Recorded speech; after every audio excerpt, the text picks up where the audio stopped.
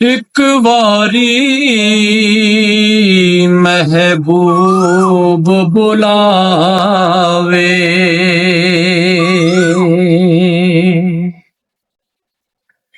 ਅਸੀਂ ਸਿਰ ਨੂੰ ਪੈਰ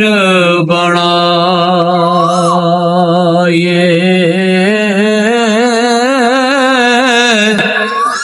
ਹਾਂ ਸਿਰ ਮੰਗੇ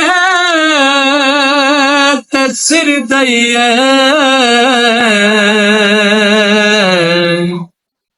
ਅਸੀਂ ਜ਼ਰਾ ਵੀ ਦੇਰ ਨਾ ਲਾਏ,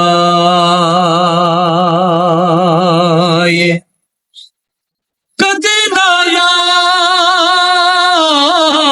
ਦਾ ਸ਼ਿਕਵਾ ਕਰੀਏ, ਉਹ ਭਾਵੇਂ ਸੈਕਦਿਆਂ ਮਰ ਜਾਏ,